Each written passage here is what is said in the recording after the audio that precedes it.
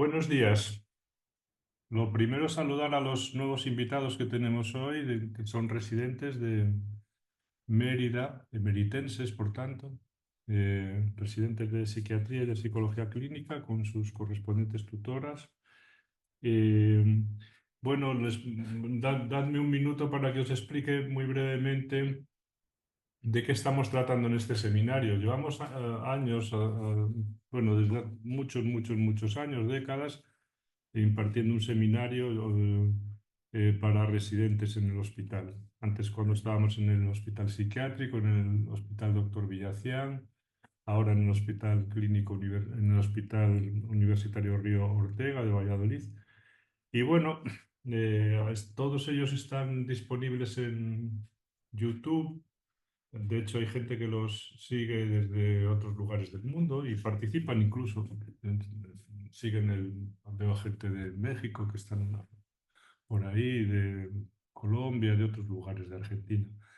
Ah, entonces, ahora, desde lo que estamos tratando en esta última curso, que se llama 10 reglas clínicas para principiantes.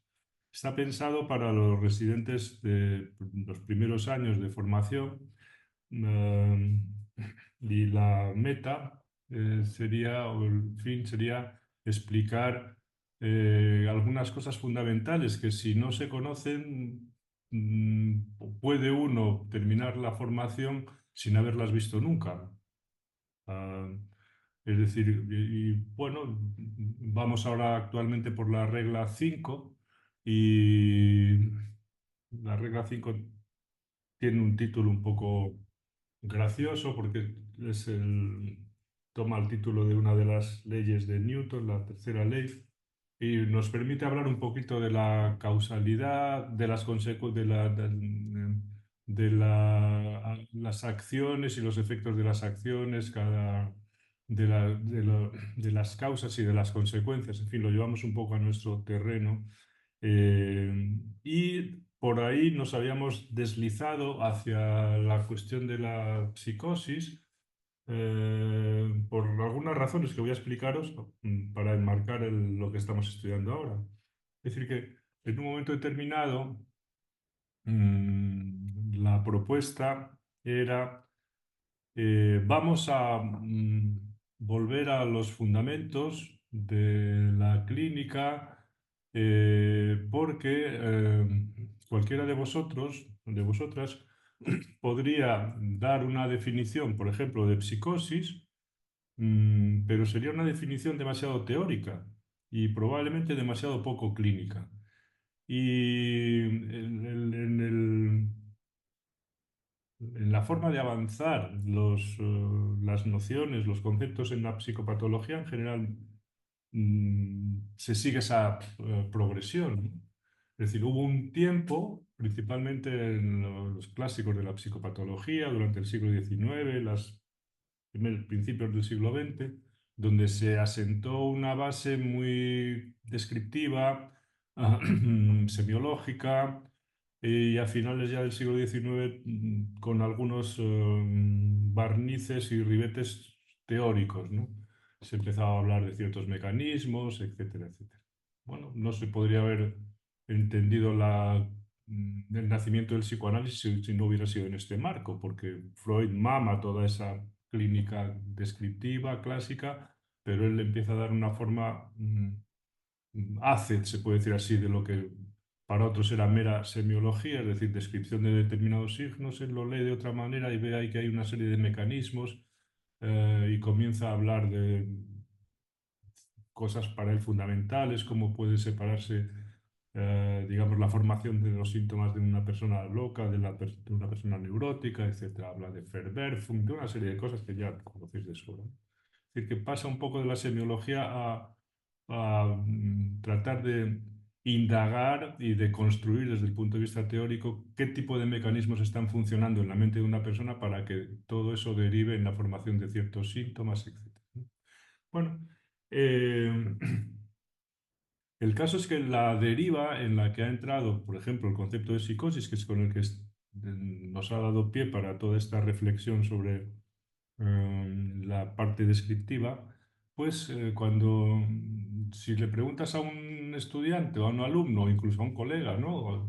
Dame una definición de psicosis, te puede echar mano de ciertos mantras como que es un trastorno de la relación con la realidad o de incluso una reorganización o recreación de la realidad y una serie de cosas así, ¿no?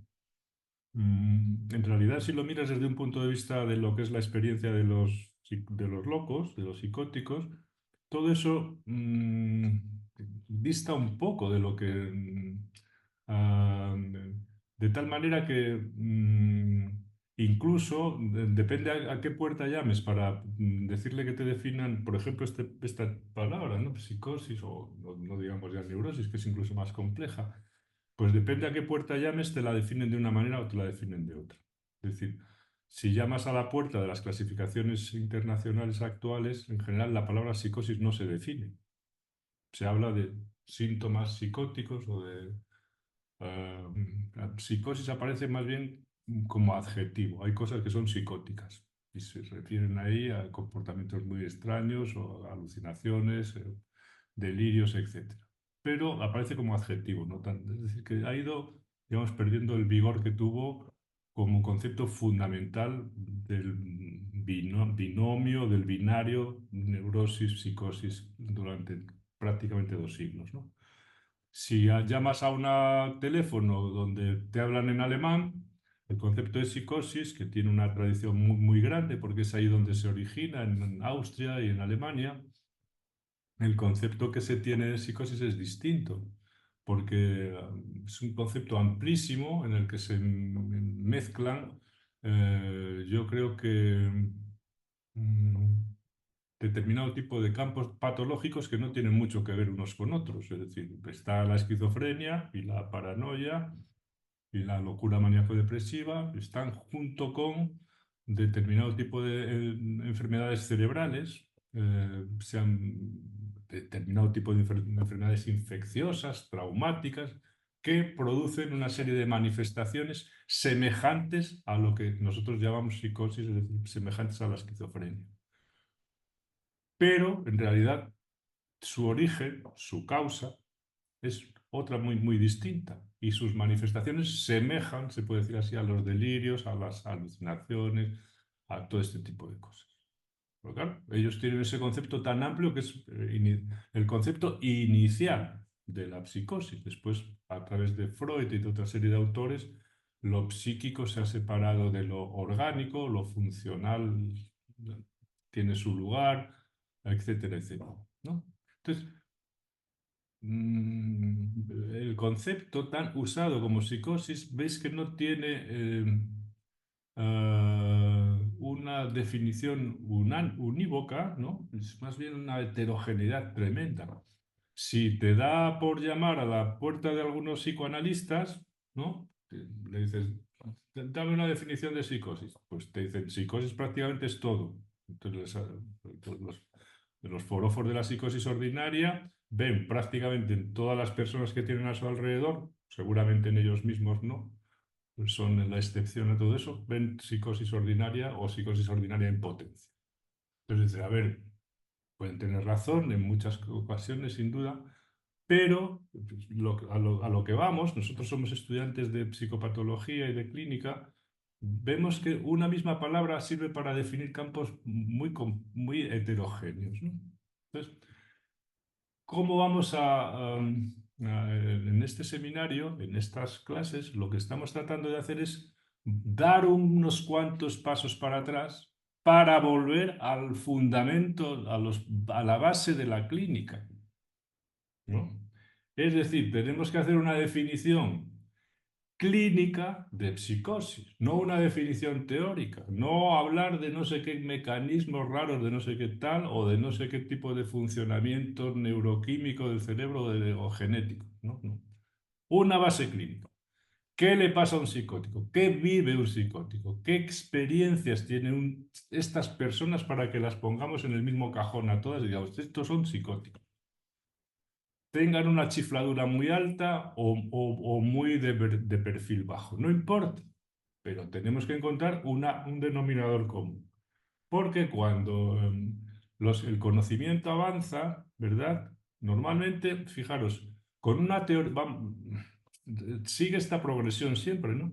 Con una teoría mínima se empieza, digamos, todo un trabajo descriptivo, un trabajo muy semiológico. Esto se distingue de esto se distingue de esto otro, y a partir de ahí, bueno, pongamos autores como Seglas o quien queráis, ¿no? Pues, en fin, que os interesen mucho, que hayan sido grandes, Saslan, del que hablaremos después, pues con el lenguaje que ellos han aportado, con las distinciones entre determinado tipo de manifestaciones o de signos que ellos han aportado, se van construyendo determinadas categorías clínicas más o menos bien hechas, porque tienen ese sustento descriptivo.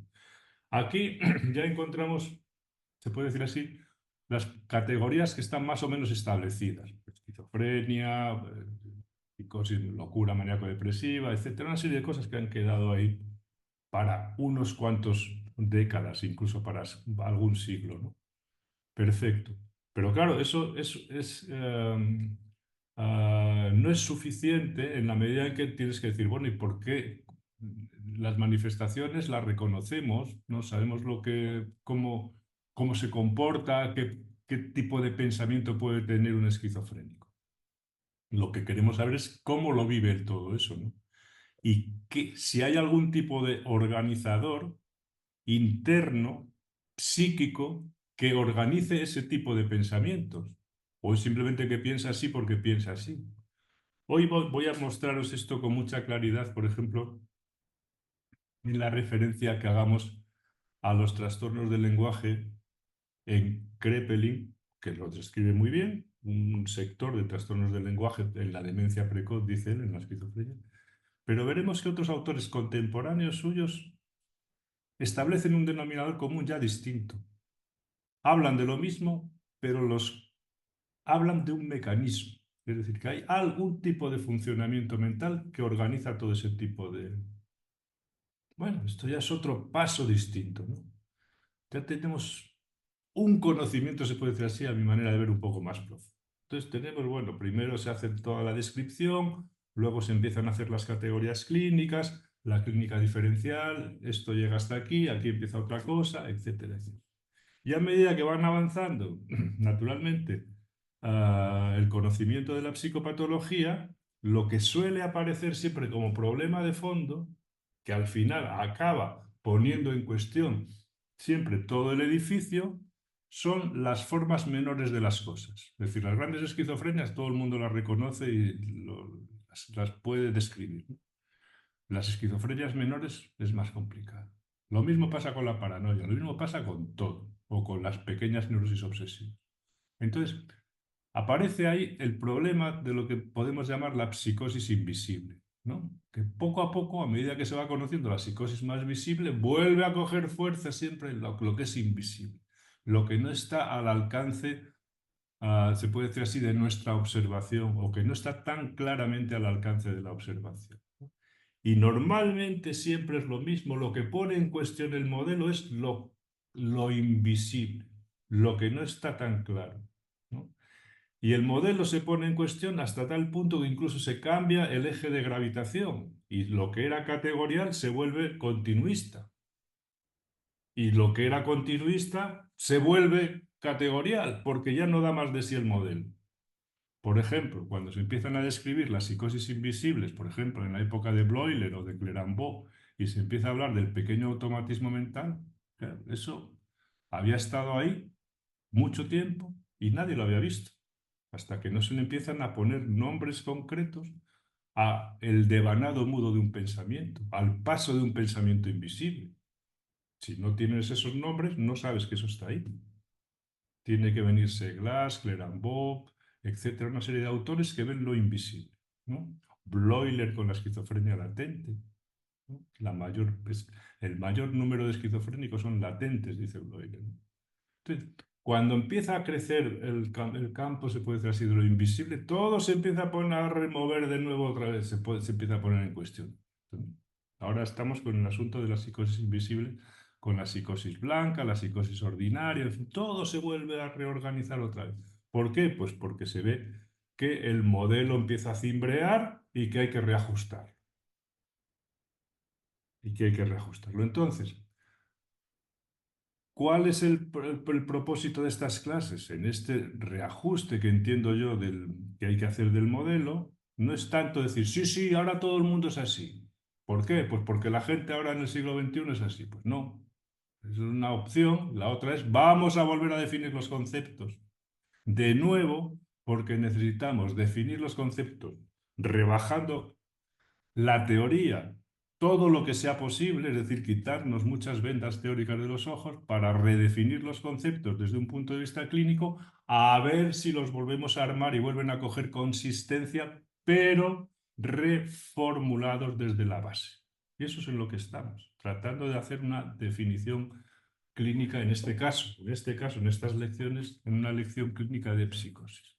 Bueno, es una cosa que algunos me dirán, este tío está chiflado. Pues, por supuesto, no te voy a quitar la razón. ¿O es una pérdida de tiempo? Pues puede ser una pérdida de tiempo, pero por lo menos nos entretenemos y lo pasamos muy bien. Y todas estas cuestiones habían derivado en aportar en esta regla 5 una definición clínica de psicosis y habíamos hablado naturalmente de algunas cosas muy claras en la psicosis que tienen que ver con algunos trastornos del lenguaje y que el próximo día me ocuparé de exponer con cierto detalle lo que es la experiencia de la certeza. La certeza como una experiencia que se tiene o la certeza como un axioma o como una fórmula que aparece en lo que son las formaciones delirantes. Pero en cualquier caso, la certeza, que es probablemente el concepto más consustancial o más inherente a la definición de locura o de psicosis. Es decir, probablemente lo más próximo o lo más genuino, ¿no? Mucho más que la cuestión de la realidad, porque en el fondo la realidad es un derivado o un sucedáneo de todo lo que estamos hablando aquí. Si alguien tiene una alteración importante con respecto al lenguaje, por ejemplo, el neologismo, que es normal que tenga la alteración, que la realidad se desfigure, porque lo primero que se desfigura es la relación con el lenguaje, naturalmente. Ahora, cuando venía del centro de salud, el último paciente que he tenido, curiosamente, es un experto en vinos y en maridaje de comidas y vinos. Entonces, yo le he hecho la pregunta, que me interesa a mí para mi pequeña locura. Digo, pero bueno, tú cuando pruebas un vino y lo mezclas con determinada comida, ¿cómo eres capaz, se puede decir así, de notar esas diferencias? Dice, bueno, eso se va aprendiendo. Digo, lo que vas aprendiendo naturalmente es un lenguaje que te explica eso, ¿no? Es decir, una serie de términos. Dice, sí, sí. Dice, eso tienes toda una especie de círculo, ¿no? Donde empiezan todos los matices, ¿no? Entonces, con más y con menos. Entonces vas a decir, este es más afrutado de no sé qué. Pero dice, son miles de nombres que tenemos. Nosotros los tenemos para... Digo, claro, porque si no tienes los nombres, ¿cómo vas a sentir las diferencias? Dice, hombre, no lo había pensado nunca. Dice, pero claro, porque nosotros tenemos los nombres. Esa es la cuestión. Entonces, nosotros tenemos los nombres porque la realidad es un resultado de los nombres. Pero si te falla la relación con los nombres, con el lenguaje, es normal que la realidad esté alterada. ¿Vale? Entonces estamos, por eso digo, volviendo un poco a la base de todas estas cuestiones. Y para hoy vamos a continuar con los trastornos del lenguaje. Habíamos hablado el día pasado de los neologismos y el, se lo digo a los invitados del Hospital de Mérida, ¿verdad? Que la forma de trabajar nuestra es, nosotros cuando estudiamos un tema, no estudiamos lo que fulano dice de un tema, estudiamos el tema, ¿vale? No estudiamos lo que Freud dijo de no sé qué, o lo que Lacan dijo de no sé qué, o lo que Nancy Andreasen escribió sobre la esquizofrenia. No, estudiamos la esquizofrenia, ¿vale? Entonces, esos estudios, por el estilo nuestro, lo que nos llevan es a estudiar los textos fundacionales de lo que estamos estudiando. No leemos un manual de resúmenes, de resúmenes, de resúmenes, de resúmenes, que es lo que se escribe ahora. sino que nos vamos al que describió eso por primera vez y lo que se fue diciendo después. Bueno, pues una pérdida quizás de tiempo, pero probablemente es una ganancia en cuanto a tocar con la punta de los dedos algo que es muy importante. Lo vamos a buscar, se puede decir así, en el que lo pilló, en el que lo describió. Si tienes que saber algo de los fenómenos elementales del polo más esquizofrénico, pues, naturalmente tienes que leer a Clérambault, porque es el que más escribió sobre eso, le dio unos nombres, etcétera, le dio una teoría muy mala, por cierto, pero bueno, no, no vas a leer después a otros derivados que donde en todo ese proceso se pierde, se puede decir así, esa primera experiencia de descripción. Y hoy, siguiendo un poco con nuestro proceder, pues quería hablaros de 5 cosas, ¿verdad? El día pasado nos habíamos ocupado de los fenómenos elementales que estarían más cerca del polo del paranoico de la psicosis, y hoy vamos a hablar de 5 mm, términos, algunos son incluso conceptos, que se sitúan más en lo que es la experiencia de un sujeto que está en el polo más esquizofrénico, que está ahora en el polo más esquizofrénico y que antes igual estaba más paranoico, no importa, porque la psicosis es más movimiento que estatismo, ¿no? Por lo menos así lo pensamos, ¿no? Pues estos términos son eh, están ligados a algunos autores y yo voy a hablaros de esos términos y de los autores que los describieron. Por ejemplo, Fahrenheit, que quiere decir incoherencia. Es un término de Kraepelin para describir ciertas cosas del lenguaje y del pensamiento de los dementes precoces, ¿no? ¿De acuerdo? Mira, este es Emil Kraepelin, ¿no? Y qué bien, tenemos ahí una foto de Emil Kraepelin. Ah, este término en concreto es de la última edición del libro de Kraepelin que se llama Lehrbuch der Psychiatrie, que es el libro de texto de psiquiatría, en concreto de la edición cuarta, donde, bueno, él ve que todos los contemporáneos suyos le van dando nombres a Saslan, Bloiler, etcétera, le van dando nombres a cierto tipo de funcionamiento psíquico o modos de funcionar, y él pues introduce este concepto para nombrar la incoherencia. Veis que él es un poco bruto, no nombra la incoherencia. Bueno, luego vamos a ver otro concepto que también trata de resaltar algo de todo esto que Kraepelin llama incoherencia, que es discordance, la discordancia de Philippe Saslan. Es otra forma de nombrar eso mismo, pero con otra lógica. Él lo que describe es un tipo de funcionamiento. Luego os pondré algunos ejemplos para describir eso que parece tan incoherente, ¿no? Luego está muy brevemente lo mencionaré, un término de Bloiler, que es loquerum, el aflojamiento, la elongación, es decir, el aflojamiento de las asociaciones. Después os voy a hablar de un autor que probablemente no hayáis oído hablar nunca y no lo hayáis leído nunca, pero hoy vamos a ver 3 textos, al menos 2 comentarios suyos, que es von Domarus, que estudió, era un alemán que después vivió en América y estudió con cierto detalle lo que eran algunos trastornos del lenguaje en la esquizofrenia y sus estudios interesaron mucho a algunos de sus contemporáneos, ah, hasta el punto que se habla a veces del principio de von Domarus, ¿no?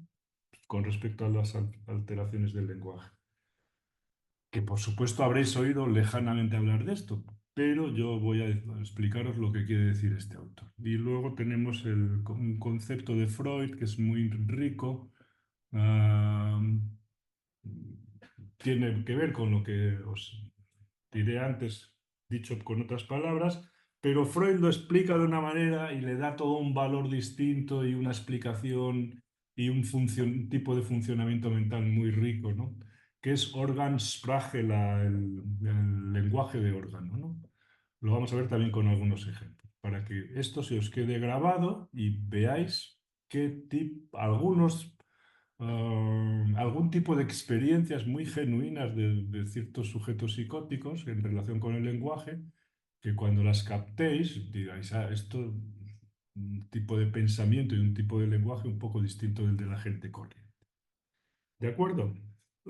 Todos estos términos, naturalmente, los habréis oído de otras maneras, ¿verdad? Con, por ejemplo, esquizofasia o ensalada de palabras para respuestas, tangencialidad, verbigeración, apalalia, glosomanía, glosolalia, etcétera. Cuando también que circunstancialidad o uso concreto del lenguaje.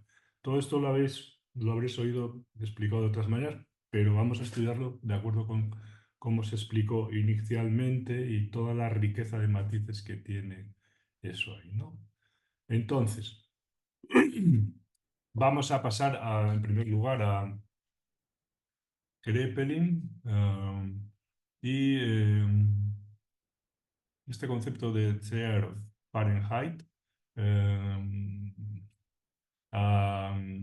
en fin, no lo encontraréis por ahí por muy poca gente a la que lo comenta, ¿no? Pero cuando leéis la parte de no tanto de la semiología que está en el primer tomo, sino la parte cuando se estudia la demencia precoz, lo que en ese momento ya se empezaba a llamar esquizofrenia, veis que le dedica unas cuantas páginas a explicar las alteraciones del lenguaje en la demencia precoz, y una de ellas es esta, la incoherencia, que la mete dentro del apartado lo que llama la incoherencia, juegos de palabras y de sonidos.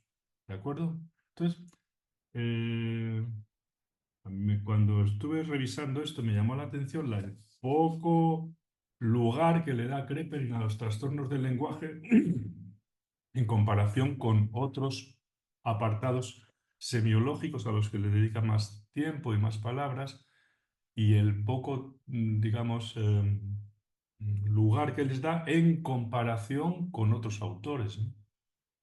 Bueno, os cuento la anécdota simplemente para que recordéis que Kraepelin, que ha pasado a la historia por ser el principio el, el principal organizador de de la psiquiatría clínica en el sentido global y de la psicopatología psiquiátrica en el sentido más particular de la psicopatología, de la psiquiatría también, como organizador asistencial, como aportar determinado tipo de métodos para el estudio de la psiquiatría como ciencia, todo eso es Kraepelin, es todo el trabajo de su vida. Como psicopatólogo, pues hombre, los libros son buenos, nos acercan bastante a la patología mental, pero le faltan los detalles importantes y sobre todo le falta una visión que una todo, cierto tipo de hilos que unan todos los nombrecitos que él va poniendo. En eso la verdad es que no es el más avanzado, ni mucho menos, ¿no? Bueno, ¿qué dice entonces Kraepelin sobre los trastornos del lenguaje? Que los menciona, bueno, no con la ah, dedicación que le podía haber dado, porque Kraepelin, entre otras cosas, pensaba, esta es la anécdota que os quería contar, que no es necesario conocer el idioma del paciente para poder entender lo que le pasa, ¿no? Esto lo escribió en las memorias que hemos publicado nosotros en castellano y que lo tenía a gala porque es verdad que estuvo una parte de su ejercicio profesional. Primero se formó en el norte con Plexig, con el que acabó a tiros en Leipzig, y después se fue ya de profesor y de director de un manicomio a Estonia. Entonces él no tenía ni idea de lenguas eslavas, pero bueno, tampoco era tan, dicen, necesario entender lo que dicen los pacientes para saber lo que les pasa, ¿no? Bien, entonces, ¿qué dice de este asunto de la... Él comienza, como todos, a distinguir lo que puede ser la incoherencia de un demente precoz de la fuga de ideas de algunos dementes precoces o de los maníacos, ¿no? Entonces, voy a leeros algunos pasajes de su texto para que lo tengáis presente de viva voz, ¿no? Dice, voy a leeros una parte de su texto. Queremos, dice, contraponer aquí la incoherencia, que es el término este del que estamos hablando, Fahrenheit, la incoherencia, con una segunda forma de disgregación del pensamiento frente a la fuga de ideas, o sea, la incoherencia en oposición a la fuga de ideas, característica en el sentido más amplio de la demencia precoz. Dado que aún no reconocemos las bases más profundas de esta alteración, resulta bastante difícil describir con precisión su naturaleza. En este caso, a pesar de que la forma externa del discurso se conserva en cierta medida, se produce una pérdida más o menos completa de la coherencia interna y externa de las series de ideas. Se pierde la coherencia, ¿vale? Mientras que en la fuga de ideas todavía se puede identificar relaciones entre los distintos elementos del pensamiento. Esto él va estableciendo, definiendo una cosa en contraste, la incoherencia en contraste con la fuga de ideas. En la fuga de ideas, donde se pueden identificar distintos elementos del pensamiento. Aquí, en la incoherencia, las representaciones más diversas se suceden sin ninguna conexión aparente. Es una ruptura de la conexión, ¿no? En la fuga de ideas aún es posible seguir, aunque sea parcialmente, los saltos del pensamiento que conducen a nuevas asociaciones. En la incoherencia, por el contrario, apenas pueden identificarse nexos entre las ideas sucesivas. Bueno, veis cómo va tratando de definir la incoherencia de un demente precoz de la fuga de ideas de un demente precoz o de un maníaco, ¿no? Bien, sigue con toda esta distinción, voy a leeros un poquito más. Además, mientras en la fuga de ideas el curso del pensamiento está dirigido constantemente hacia metas cambiantes, generando siempre nuevos círculos de asociaciones, en la incoherencia no hay ningún avance en ninguna dirección. En la fuga de ideas es verdad que lo que se ve es que el maníaco habla muy acelerado, etcétera, etcétera, y va diciendo cosas. Si aparece un ruido, incorpora el ruido y dice el timbre, no sé qué, y sigue por los lados de los timbres hasta que acaba con la fórmula de la Coca-Cola. Pero va incorporando y uno es... Dice Krepelin que en cambio en la incoherencia esto no se puede seguir porque no va en ninguna dirección. En su lugar, en la fuga, en la incoherencia, se observa un deambular caótico dentro de los mismos patrones generales, con numerosas y sorprendentes desviaciones. Se repiten con frecuencia ciertas expresiones, aunque de manera confusa y contradictoria. Esto es muy interesante. La distracción por influencias externas, internas y externas también puede ser muy intensa, pero las nuevas ideas que surgen no producen un cambio en la dirección del pensamiento, sino que la insertan sin coherencia en la corriente desorganizada del discurso. Es decir, que puede estar perturbado, pero la insertan, dice, sin coherencia en la corriente del discurso, no como el maníaco que hace así, dice la palma y sigue hablando con respecto al ruido que acaba de oír y hasta que se distrae con otra cosa y sigue por ahí, ¿no?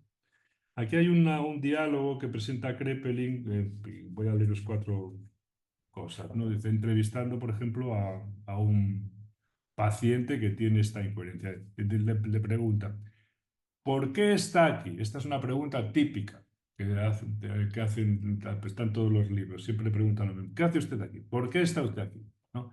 Dice, ¿por qué estoy aquí? Porque soy emperatriz. Los queridos padres ya estaban aquí y todo ya estaba listo y me dieron el permiso. También aprendí taquigrafía. Bueno, David, ¿cómo estás? Sí, así, como reservista de reemplazo, delirio de grandeza, emperatriz. Eso es lo que dice el enfermo, ¿no? Y le pregunta el médico, ¿le gusta estar aquí? Dice, oh, gracias, bastante bien, porque la autoridad me dio permiso para ello, sí. Queremos volver a ser los mejores amigos. Ay, Dios mío, mi hermano Carl David, y el primero, y Olga de Milhausen. Ay, déjenme escribir también. Bueno, tío, está incoherente, ¿de acuerdo? Entonces dice, ¿y qué dice? Dice, un viejo barril de Heidelberg, estoy estudiando comercio porque nuestro Willy no sé qué. Bueno, esto es lo que llama Kraepelin la incoherencia, ¿verdad? Vale.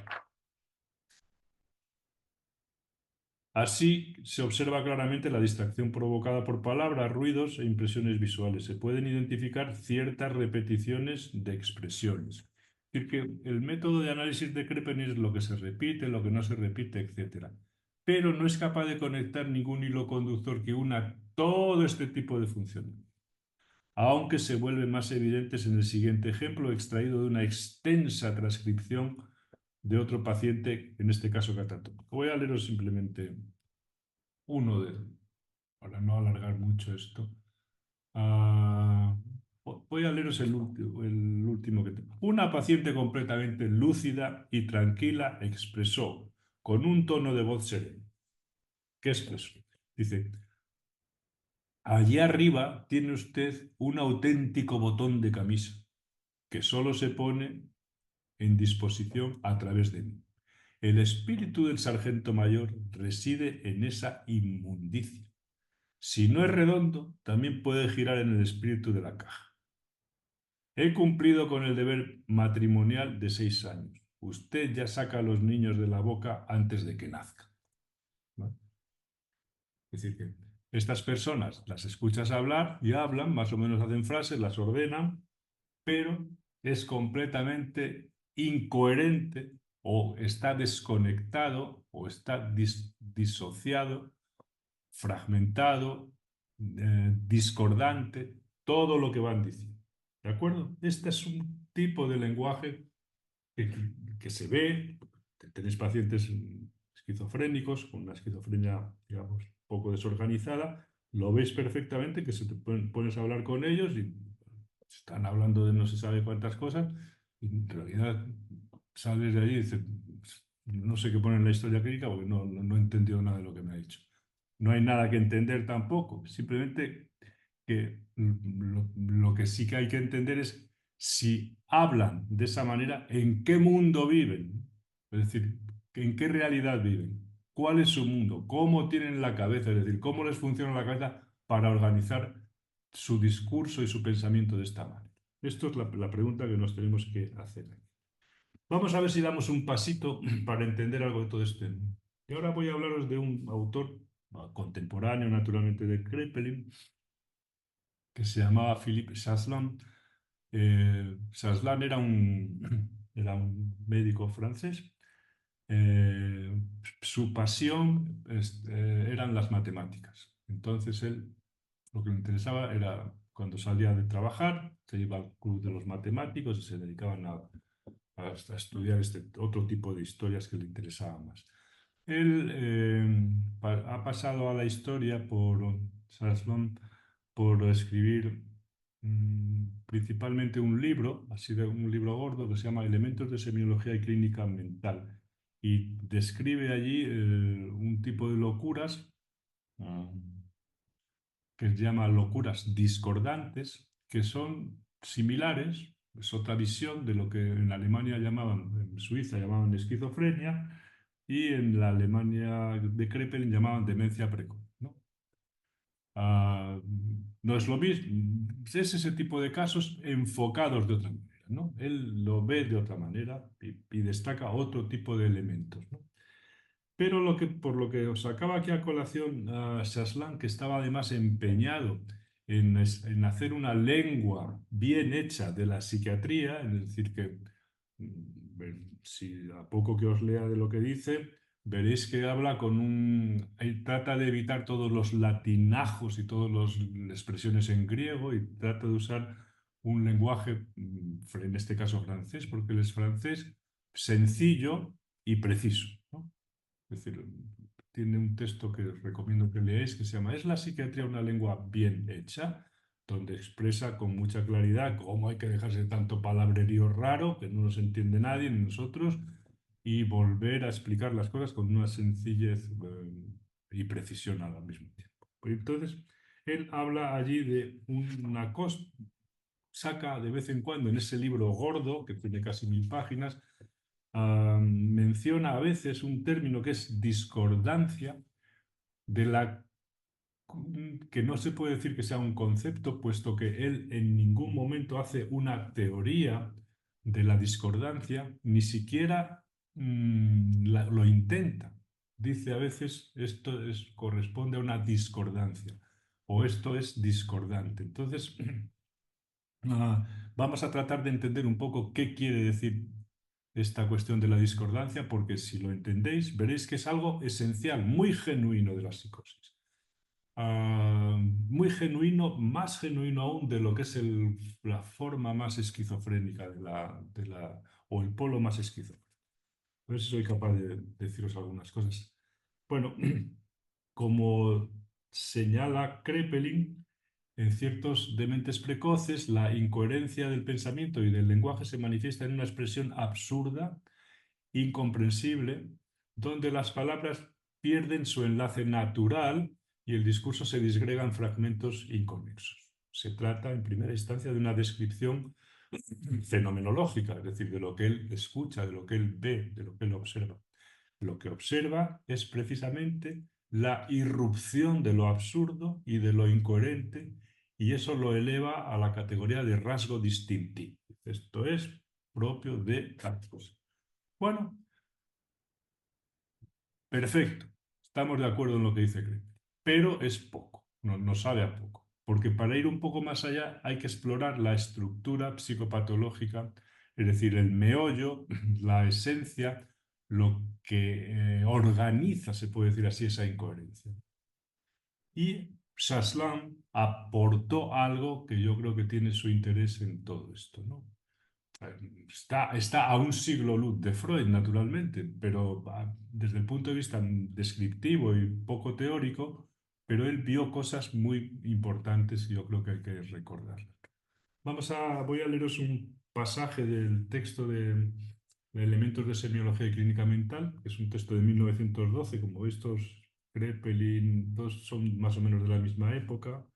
Ah, y es un paciente cuyo delirio está desprovisto de toda cohesión y por eso ilustra yo creo que con nitidez esta descomposición del pensamiento. Voy a leeros un fragmento.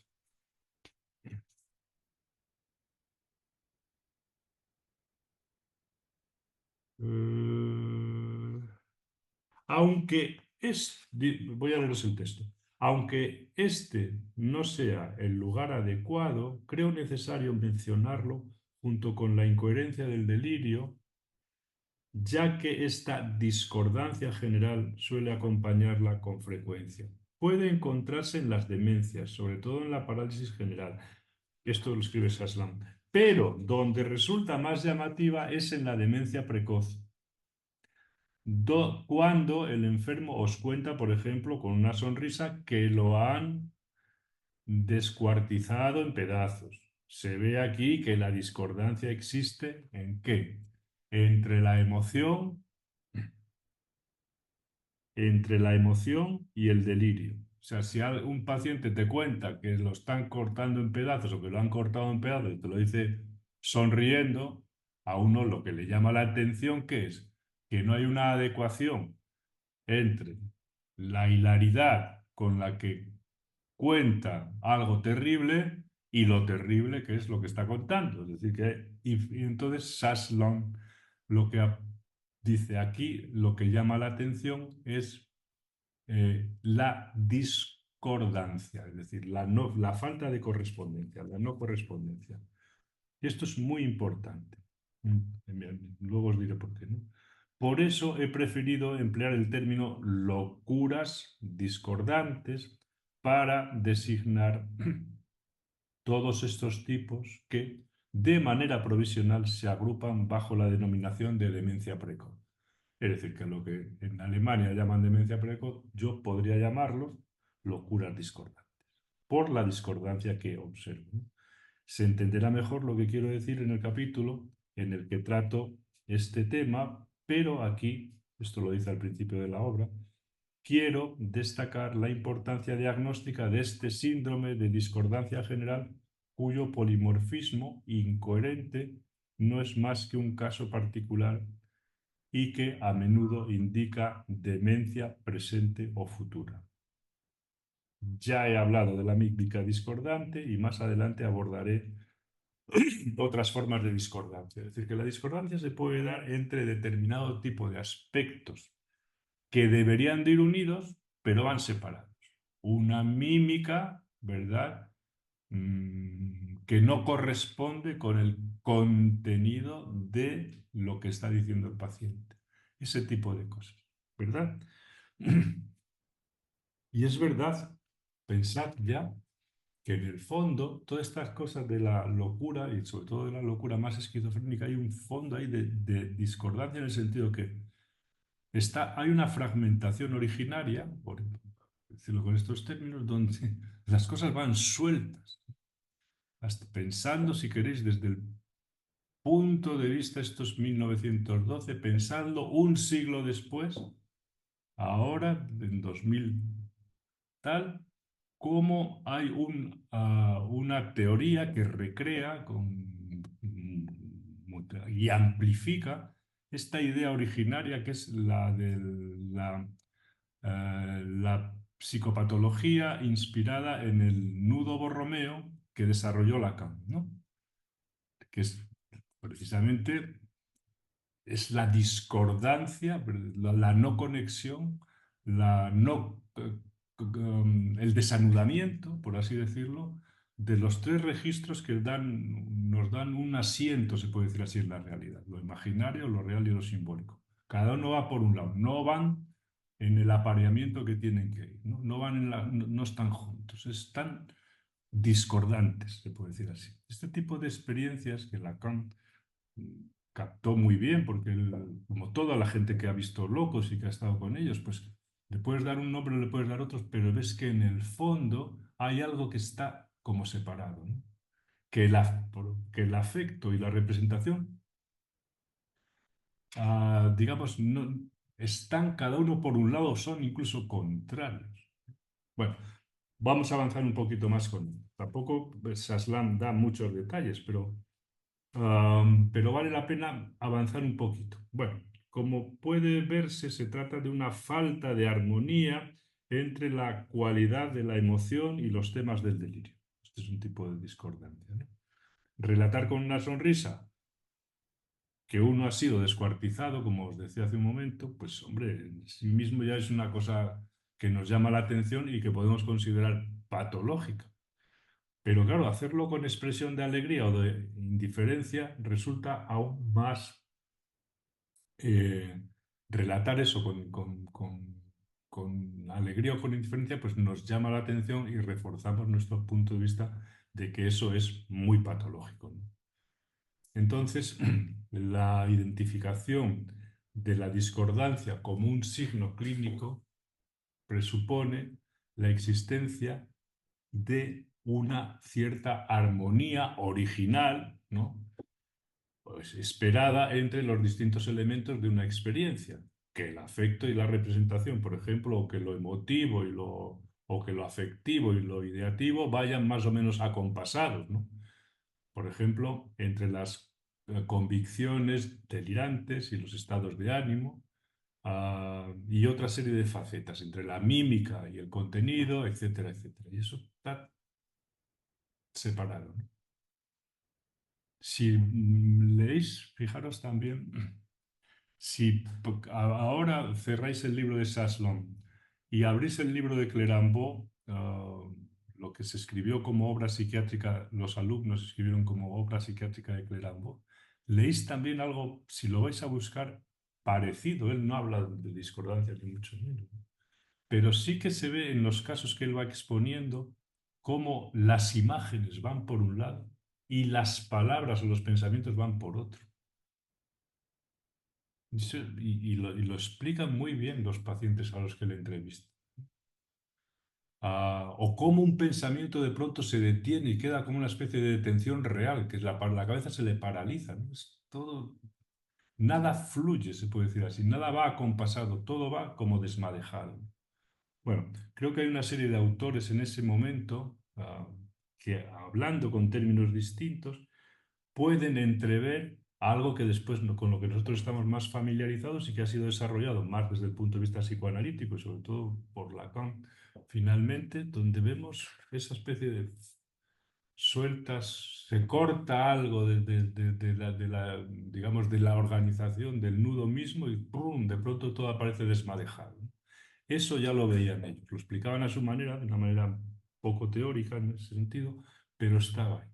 Voy a leeros a continuación otro caso del mismo libro que estamos hablando y lo hago con vistas a que entendáis qué es la discordancia y a considerar si la discordancia es en sí misma una característica mucho más básica que la incoherencia formal de la que hablábamos con Krepel. Esto quiero que lo entendáis porque la psicopatología hay niveles, hay gente que tiene más cabeza, más ve cosas más esenciales y otros más superficiales. Y voy a leeros para eso una de las locas de, de los miles de casos que salen en este libro, ¿no? Madame L.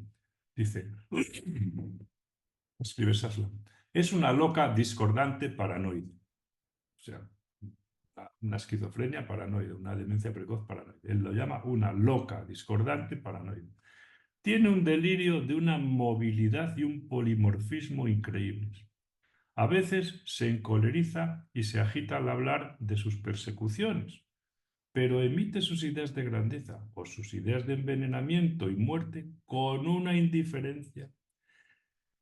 No, perdón, de muerte, no con indiferencia, sino con una mímica y una sonrisa irónicas, sin ninguna base emocional, lo que contrasta con la grandeza o la atrocidad de la supuesta situación.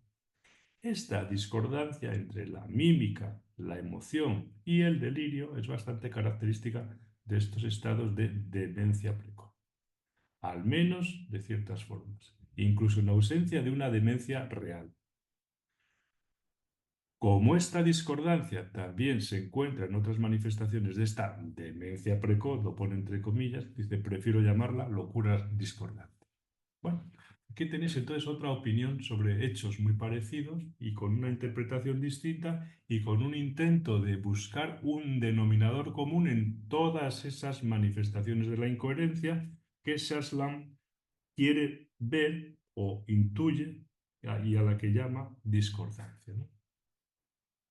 Es decir, que se advierte que la clave para comprender clínicamente un delirio no reside solo en su contenido, sino en la concordancia entre los temas delirantes y el estado de ánimo del sujeto, ¿no?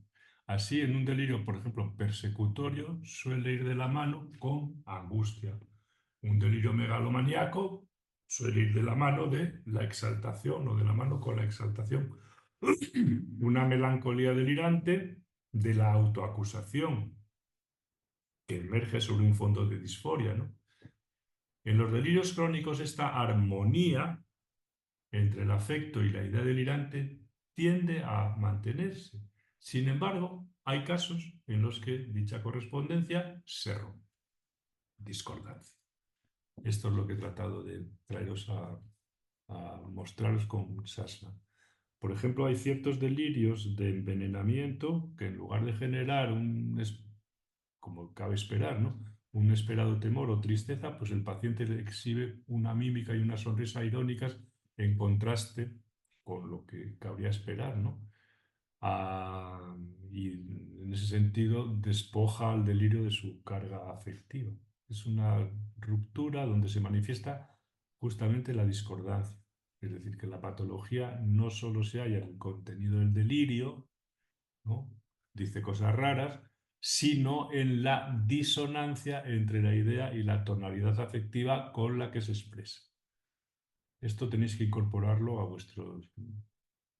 porque no es solamente que diga cosas raras, dice cosas raras, pero en su expresión parece que las experimenta con un afecto que no le corresponde.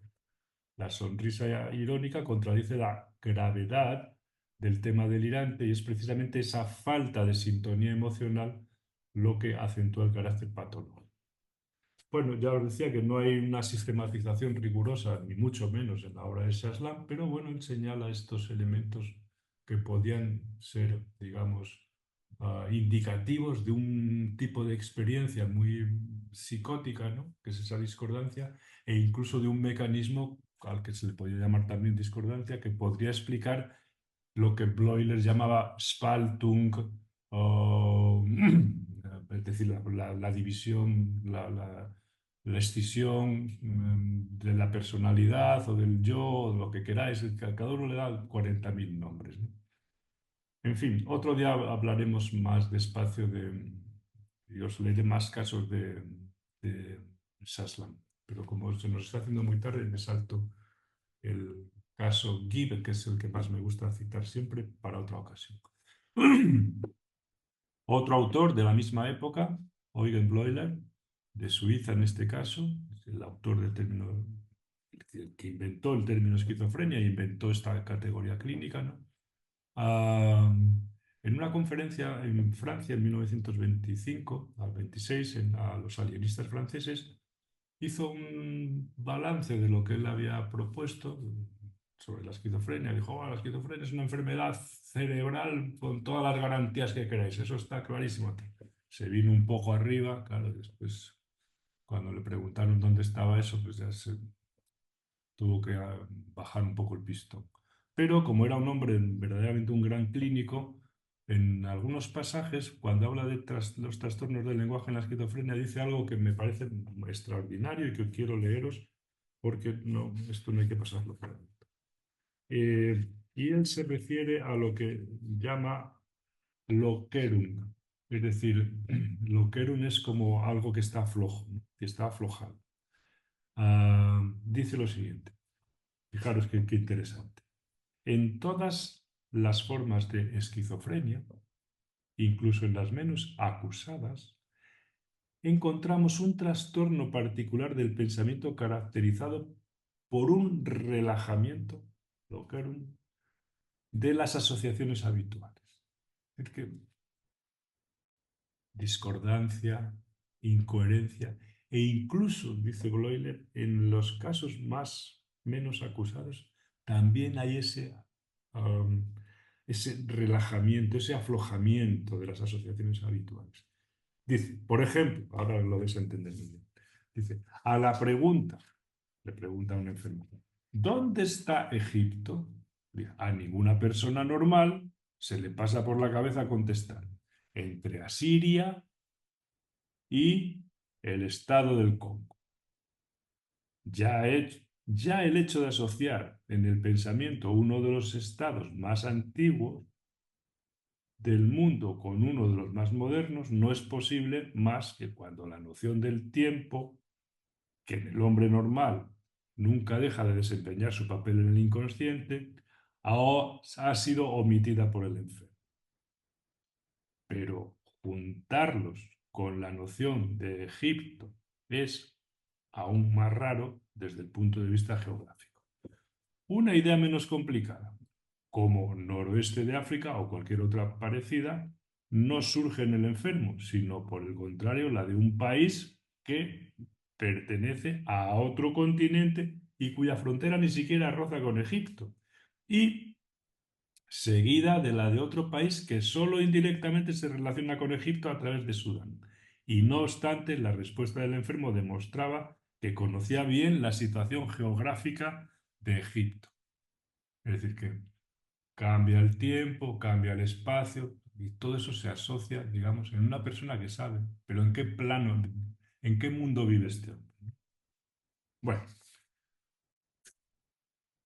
acordaros entonces de este aflojamiento, de este relajamiento, de esta loquerum de la que habla Bloiler cuando describe la esquizofrenia.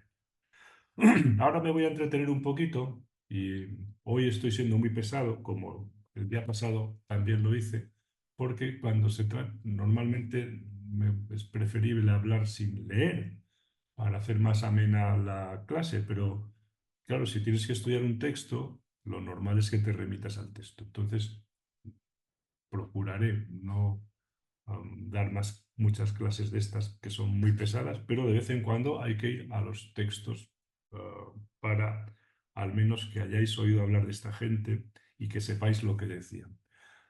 El principio de von Domarus es otro texto, es un autor, Eilan von Domarus, del que me gustaría hablaros para haceros algunas concreciones y precisiones de lo que dijo acerca de los trastornos del lenguaje en la esquizofrenia.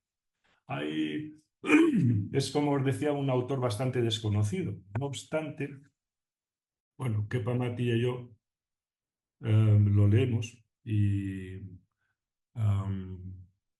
en el libro de Silvano Arietti sobre la esquizofrenia hace una mención de él donde resume muy bien en un párrafo, digamos, lo que quería decir este autor. Os lo voy a leer y después voy a los textos de este autor, ¿vale?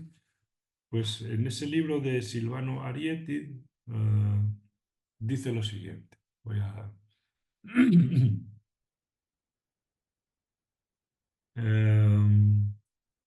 Este autor, Fondamarus, como resultado de sus estudios sobre la esquizofrenia, formuló un principio que, en una forma ligeramente modificada, es como sigue. Mientras que la persona normal acepta la identidad solamente sobre la base de sujetos idénticos, la paleológica acepta la identidad basada en predicados idénticos. Olvidaros de la paleológica. Otra forma, acepta, más esquizofrénica, acepta la identidad basada en predicados idénticos. Por ejemplo, la persona normal llega a la conclusión de que Juan Doe es un ciudadano americano si dispone de la siguiente información. Los que nacen en los Estados Unidos son ciudadanos americanos. Bueno, ahora con Trump, no se sabe ya muy bien esto, pero valía para la época donde la gente era más normal, ¿no? Los que nacen en los Estados Unidos son ciudadanos americanos. Juan Doe ha nacido en los Estados Unidos. La persona normal puede llegar a esta conclusión porque el sujeto de la premisa mayor, de la premisa menor, Juan Doe, está contenido en el de la premisa mayor, los que nacen en los Estados Unidos. Por otra parte, supongamos que se da a un esquizofrénico la siguiente información. El presidente de los Estados Unidos es una persona que ha nacido en los Estados Unidos. Juan Doe es una persona que ha nacido en los Estados Unidos. En estas determinadas circunstancias, sigue escribiendo Arietti, el esquizofrénico puede llegar a la conclusión. Juan Doe es el presidente de los Estados Unidos. Bueno, no veo por qué no puede pensar esto, porque Donald Trump ha llegado a presidente de los Estados Unidos por 2 ocasiones. Entonces, pero esto, él trata de explicar aquí la lógica de pensamiento, esta especie de pensamiento paleológica, que va a quedar más clara ahora. En conclusión, para una persona normal parece como engañosa. Es deducida porque la identidad del predicado de las dos premisas, una persona que ha nacido en los Estados Unidos, hace que el esquizofrénico acepte la identidad de los dos sujetos, el presidente de los Estados Unidos y Juan Doe. Desde luego, el esquizofrénico tiene una necesidad emocional de creer que Juan Doe es el presidente de los Estados Unidos, por supuesto. Una necesidad que provocaría en él angustia si no fuera satisfecha. Es decir, que Arietti, que no es nada tonto, dice, si Juan Doe es el presidente de los Estados Unidos, porque Juan Doe en el fondo quiere algo de ser presidente de los Estados Unidos, por supuesto.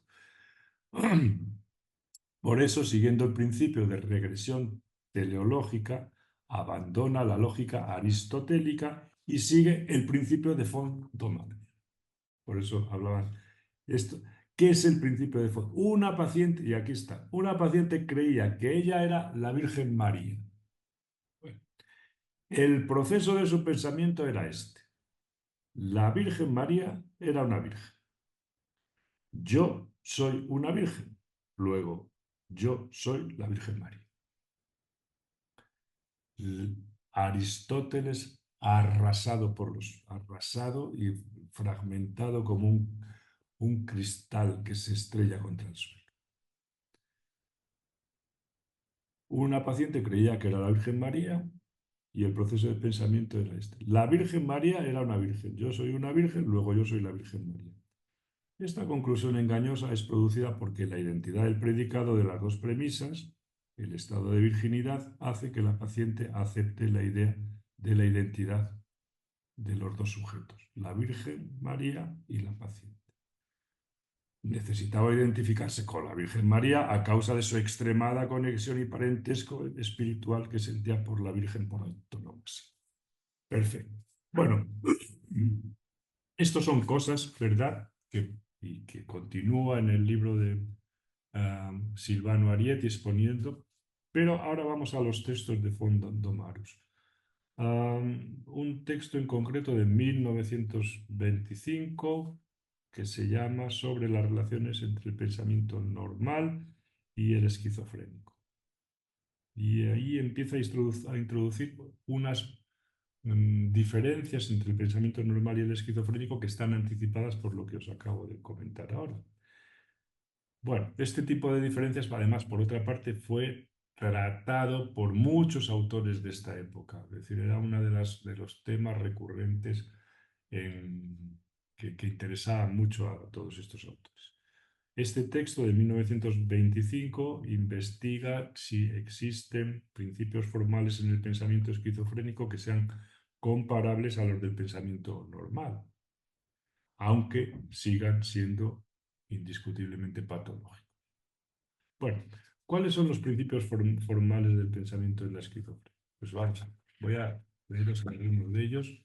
Por ejemplo, según Fondomarus, él propone que la actividad mental, tanto la normal como la esquizofrénica, podrían describirse a través de cuatro principios formales fundamentales. Uno es, en primer lugar, esquematización; dos, analogización; tres, ficción causal; y cuatro, identificación. A ver, ¿qué quiere decir todo este rollo? Esquematización. El esquizofrénico reorganiza la realidad creando nuevas categorías y nuevos conceptos de modo similar a lo que sucede en el lenguaje infantil o en la formación de términos en distintas culturas. Domarus comenta este fenómeno con la construcción del lenguaje de los niños y de la psicología de la cultura. Perfecto. Vamos a ver un ejemplo. Un niño pequeño llama tita a todo lo que le llama la atención: flores, colores, sonidos. De modo análogo, un esquizofrénico puede construir palabras propias que agrupen elementos sin una lógica consensual. Bueno, este es el principio de esquematización. Vamos a ver el segundo, la analogización. Quiere decir que el esquizofrénico puede establecer relaciones entre conceptos a partir de similitudes superficiales, en lugar de a partir de relaciones lógicas.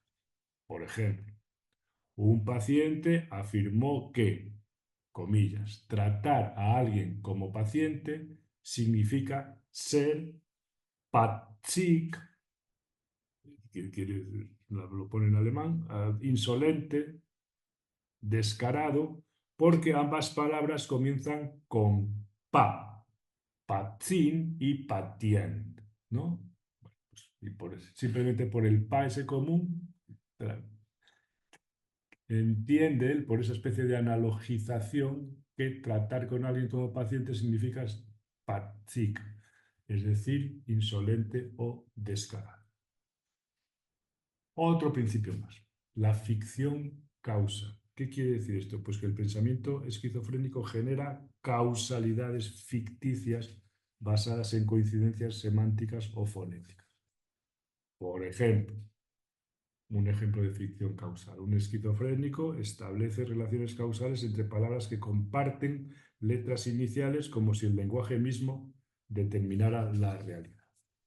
Y el último, que lo entenderéis rápidamente, identificación. Pues es la fusión de conceptos a partir de características arbitrarias. la fusión que el esquizofrénico realiza de conceptos a partir de características arbitrarias. Voy a leeros esto, lo sacaré después a colación otra vez. Por ejemplo, un paciente relaciona el nombre de un hospital psiquiátrico con la palabra tiburón o con tiburón, porque las iniciales de su nombre IAH le recuerdan Hyde, al revés.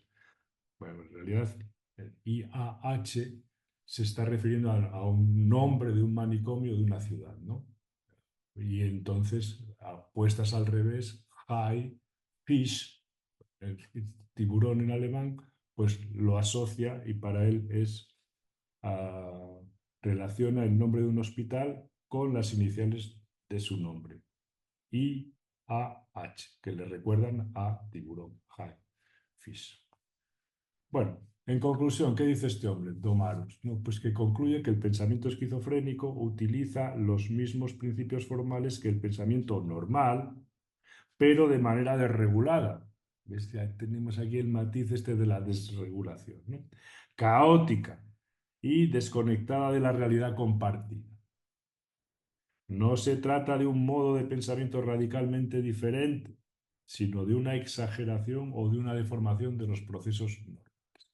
Bueno, voy a leeros un ejemplo más despacio, este del tiburón, para que entendáis y creo que nos vamos a despedir de Gondomar. Vamos a ver.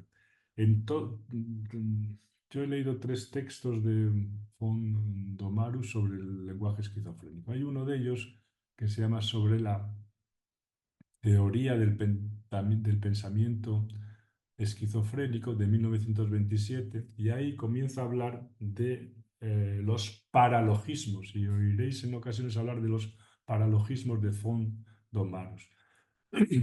Que habla de paralogismos y los define como creación de inferencias erróneas basadas en conexiones ilógicas. Si no habéis hablado nunca con esquizofrénicos, pues claro, todo esto os parecerá un poco chino, pero en realidad, aunque hablen y expliquen cosas, podéis haber tenido la impresión de, pero no sé de qué me lleva hablando este hombre 15 minutos. Bueno, vamos a ver si explicando este asunto de los paralogismos o de estas creaciones de inferencias erróneas basadas en conexiones ilógicas se entiende algo. Y propone el siguiente ejemplo que ya os anticipaba porque estaba en el trabajo anterior. Irrenanstalt Herzbergen, es decir, el manicomio Herzbergen. Herzberg, que es una ciudad, un hospital que está en Berlín, un lugar. Herzberg es un lugar y Irren, pues la casa de Anstalt es la casa de locos, ¿no? Como se llama antiguamente, ¿no? Por ejemplo, dice una serie de letras, ¿no? Que coinciden, dice, confunde el hospital psiquiátrico, el nombre del manicomio, a ver, propone el siguiente ejemplo en el que una paciente esquizofrénica deduce que un hospital psiquiátrico es igual a un tiburón porque coinciden las letras de las palabras. IAH, Iren, Anstalt, Herzbergen, ¿no? Coinciden con High Fish, H-A-I, I-A-H, ¿no? Y va siguiendo, digamos, dando un montón de palabras más. Es decir, que por este principio que antes habíamos llamado de identificación, se pueden producir toda esta especie de pensamientos desregulados o caóticos que dicen están desconectados de la realidad compartida. Sí, pero en realidad a lo mejor lo que hacen este tipo de pensamiento es lo que hace es que la realidad sea distinta y por eso sea tan difícil de compartir, ¿no? En la literatura especializada se habla a veces del principio de identidad de von Domarus para señalar que el esquizofrénico tiende a identificar dos conceptos distintos si comparten un elemento común. un elemento común, sea fonético, sea semántico o sea visual. Basta que compartan un elemento común para que se pueda hacer un concepto. ¿Vale? Voy a leeros un ejemplo de esto y dejamos a fondo malo. A ver si encuentro un ejemplo, porque tengo que leeroslo porque es un poco antiguo y habla de cigarrillos y supongo que... vamos a ver. Una paciente esquizofrénica cree, sin saber por qué, que el doctor al cuidado de la guardia es su padre y que las demás pacientes son sus hermanas. Un predicado común, una persona de autoridad, sugiere la identidad entre el padre y el médico. Bueno, otro predicado común, hembras en la misma situación de dependencia, induce a la paciente a considerarse ella misma y las demás internas como hermanas.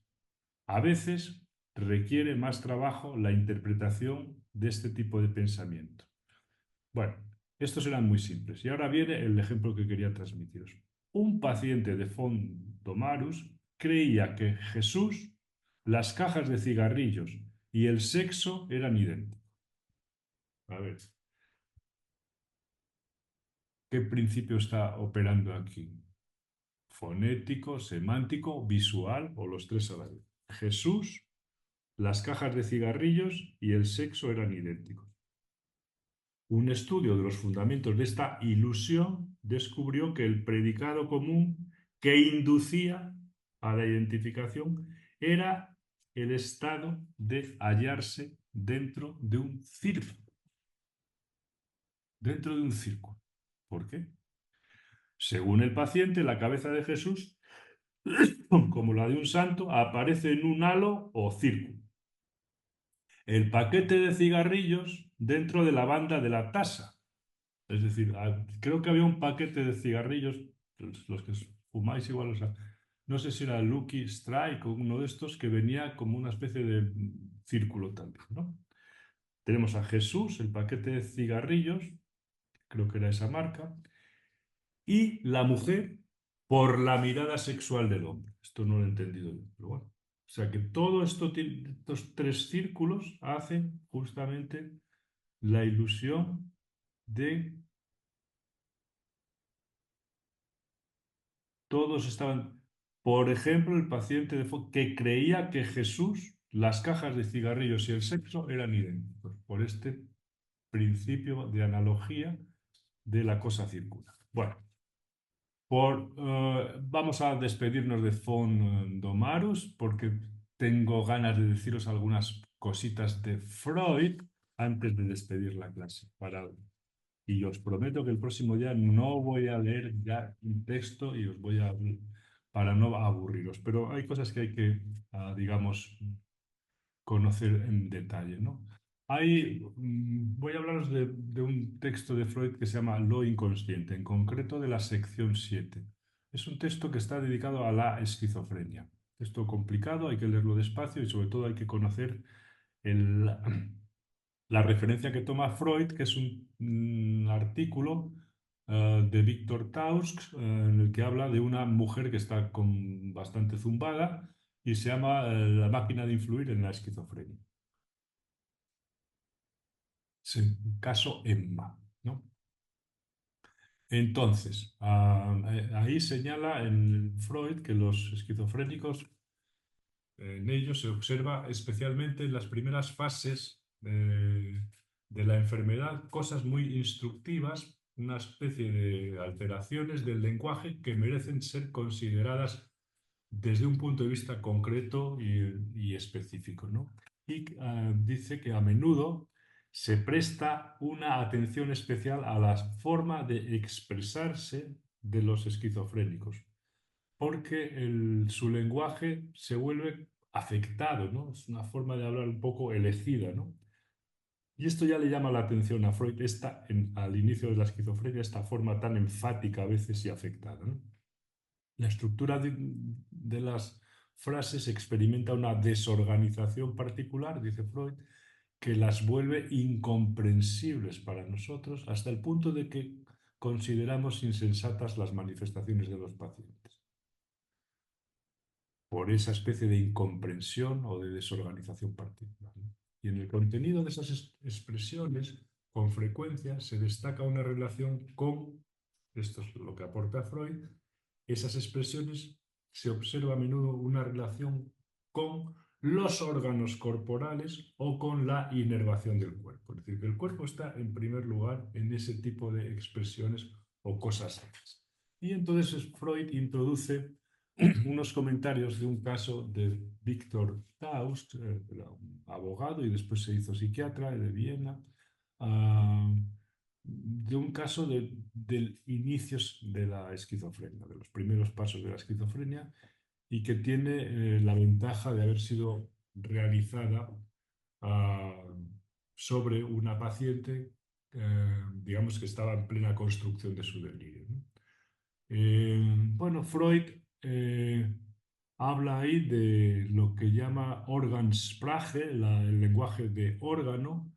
Mm, bueno, que es un tipo de lenguaje muy característico del lenguaje esquizofrénico, y que tiene referencias a los órganos del cuerpo, ah, y además de esa referencia llama la atención también la literalidad, es decir, de ese tipo de expresiones.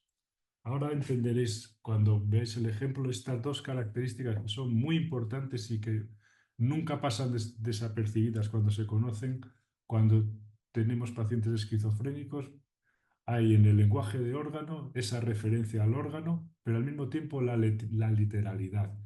Lo que Lacan, años después, 30 años después, dice en la esquizofrenia, lo simbólico es real o se ha vuelto real, ¿no? Es decir, que no hay metáforas, no hay las palabras, digamos, no es un quiero decir, sino es lo que hay. No tengo estómago, no tengo estómago. No es una metáfora que tengo un dolor, me arde la cabeza. Me arde la cabeza no es una metáfora a mis pensamientos o al dolor de cabeza, es que me está ardiendo, ¿no? Esto es la literalidad tan llamativa del lenguaje esquizofrénico que aquí se ve muy bien también en referencia a esta Organsprache, a esta lengua de órgano, el lenguaje de órgano, ¿no? Bueno, vamos a ver si soy capaz de leeros alguna cosa del texto de Freud y con esto damos por terminado. Eh, mm, mm, bueno, el dicho esquizofrénico, escribe Freud, tiene aquí un sesgo hipocondriaco, ha devenido lenguaje de órgano. Freud explica este proceso proponiendo que en la esquizofrenia las palabras son sometidas al mismo proceso primario que rige la creación de las imágenes del sueño a partir de los pensamientos oníricos.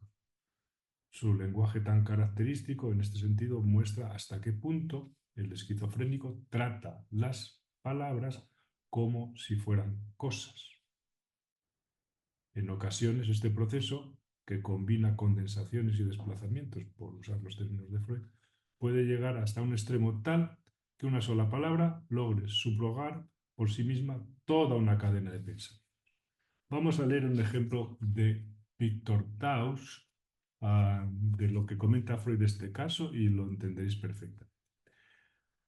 La señorita Emma A., una paciente de Victor Taus. Vamos, ¿qué dice Freud? Una de las enfermas de Taus, una muchacha que fue ingresada en una clínica psiquiátrica después de una disputa con su amado, con su novio, se queja y dice: los ojos no están derechos, están torcidos. Ella habla de sus ojos y dice: los ojos no están derechos, están torcidos. Sie Augen sind nicht richtig, sie sind verdreht. Bueno, a ver, habría que escribir esto en una pizarra porque después estas palabras son las que hay que entender para... Dice, ella misma lo aclara exponiendo en un lenguaje ordenado una serie de reproches contra su amado. Ella no puede entender que a él se le vea distinto cada vez, porque él, en lugar de decir es un hijo puta, dice es un hipócrita, es un embaucador. Bueno, resulta que la palabra embaucador, las palabras hacen cosas. La palabra embaucador, ein, Augen, verdreher, es decir, quiere decir literalmente un torcedor de ojos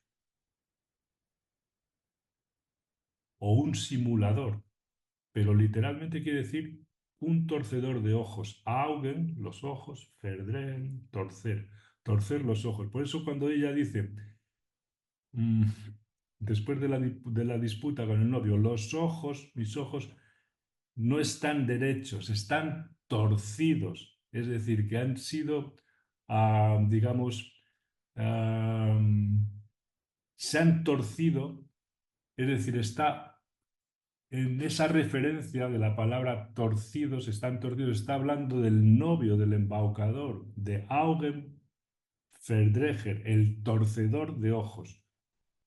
Ojalá encontráramos un ejemplo en español más sencillo para explicar todo esto. Pero bueno, Freud entonces señala que esas expresiones de la paciente, que inicialmente parecían ininteligibles, contienen en sí mismas su propio análisis, ya que ofrecen un equivalente en un lenguaje comprensible y general. Proporcionan al mismo tiempo una explicación tanto del significado como del origen de la formación lingüística esquizofrénica. Y en concordancia con Taus, Freud destaca que en este ejemplo el hecho de que la relación con el órgano, por eso se llama Organsprache, el lenguaje de órgano, la relación con el órgano, con el cuerpo, los ojos, ¿no? Ha pasado a representar el contenido total de los pensamientos, ¿no? Aquí el lenguaje de los esquizofrénicos adquiere un matiz hipocondríaco, ha devenido el lenguaje de órgano, ¿no?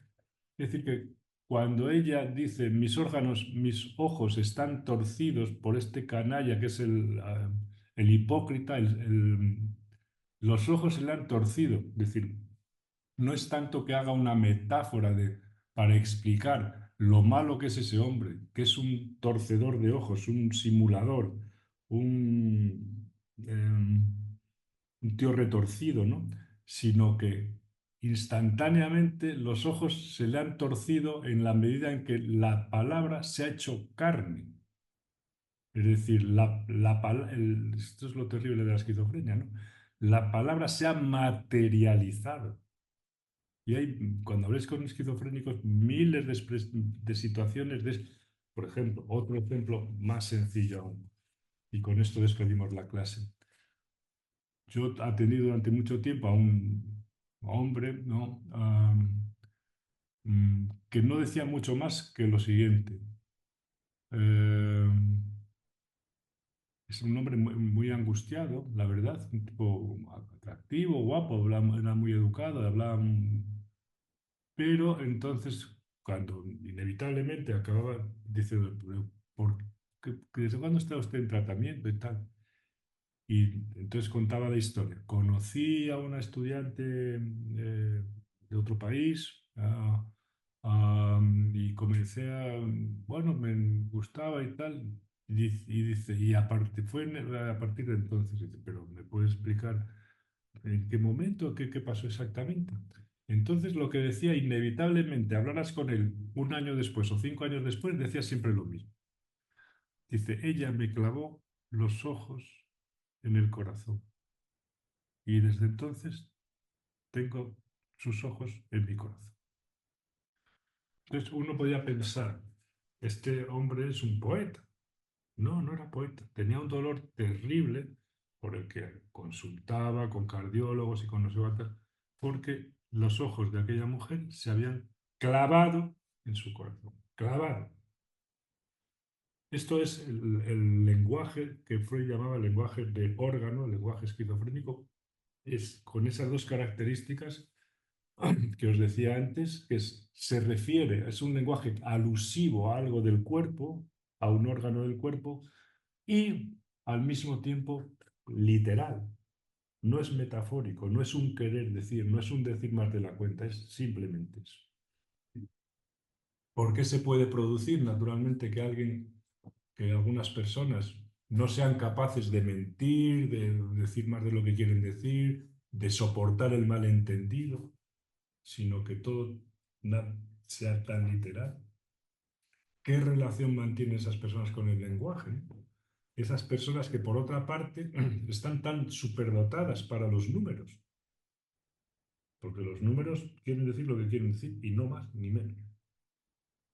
Y se sienten tan a gusto con la lógica y con los números. Miras esquizofrénicos que son matemáticos o que han llevado premio Nobel, ese es el mundo que les va bien a ellos. Pero cuando las palabras tienen doble sentido y todo esto ahí. Entonces, bueno, lo que hemos visto hoy, lo resumo en un minuto por si alguien quiere comentar algo, es, os he dado un poco la paliza, lo siento, leer algunas referencias que me parecen a mí fundamentales para todo esto que comenzamos viendo de los trastornos del lenguaje, con una clasificación que hacía un texto de Emilio Bacheto, publicado en el Vocabulario, para ver que hay algo muy importante a la hora de hacer una definición clínica de psicosis que tenemos que tener en cuenta, que es, en primer lugar, de lo que hablaremos el próximo día, la certeza, la relación que el loco tiene con la verdad, ¿no?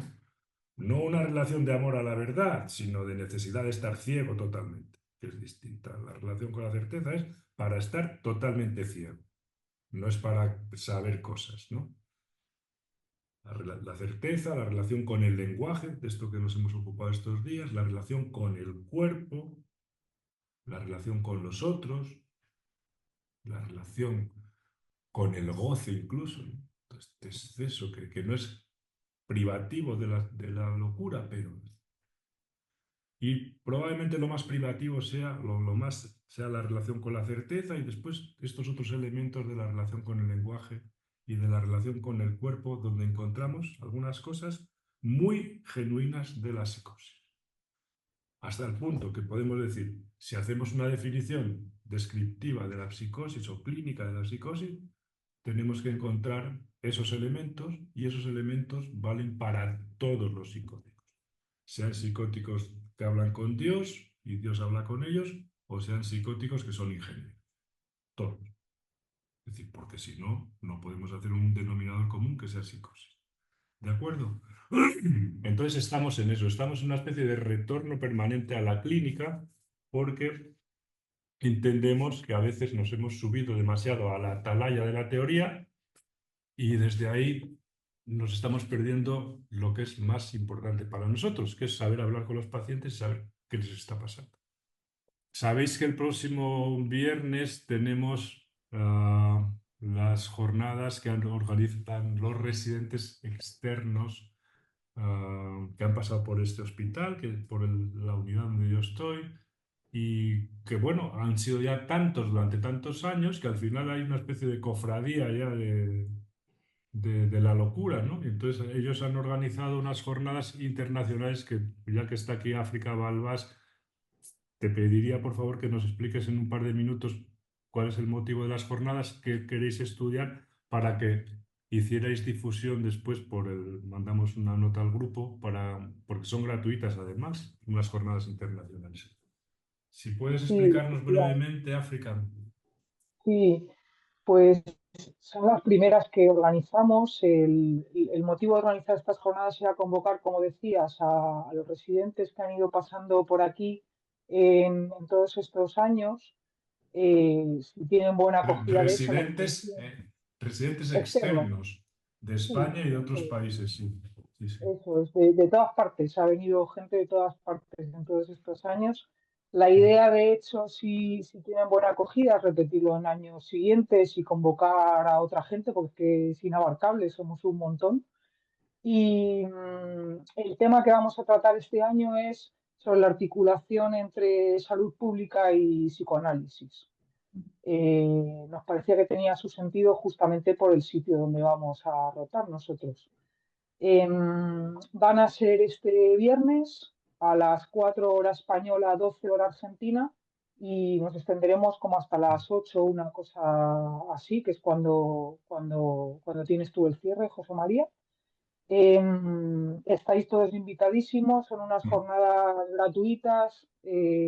Mandaré vamos, hemos mandado un enlace por Zoom, pero si hay más gente que se quiera anotar, iremos mandando los enlaces. Hay un formulario donde se van registrando los correos y bueno, pues os esperamos con mucha ilusión a los que queráis apuntaros. Yo creo que van a estar bien. Los textos que han enviado los ponentes son estupendos. Pues animar, difundir la información, por favor, y animaros a participar y asistir. Y por mi parte, felicitar a las organizadoras, claro, que son, digamos, las cuatro que han participado, las cinco que han participado, gente muy cercana a nosotros, y agradecerle la iniciativa que han tomado, claro. Así que el viernes volvemos a vernos. Bueno, Vale. José María, nosotros también nos queríamos despedir y darte las gracias por habernos invitado al seminario. Nos ha gustado mucho, muy interesante, un tema muy denso, la verdad, pero bueno, está muy bien estudiar la psicopatología desde la base, ¿no? Y la verdad es que nos ha gustado mucho. Así que nada, te lo agradecemos. Gracias a vosotras por el interés. Normalmente los seminarios es 40 minutos de clase y después hay una discusión de un caso clínico. Hoy no había caso clínico, por eso será una paliza, una chapa más larga, pero bueno, normalmente son casos normalmente presentados de gente que trabaja en instituciones, Sí, residentes, la residentes. semana que viene lo presenta Raúl de un caso que estamos llevando aquí nosotros. Eso es, perfecto. Muy O sea, bien. que nos veremos. Vale, vale. Bueno, Ok. gracias. Un abrazo. Hasta pronto. Chao, Adiós. chao. Gracias, África. Un saludo. Gracias a ti.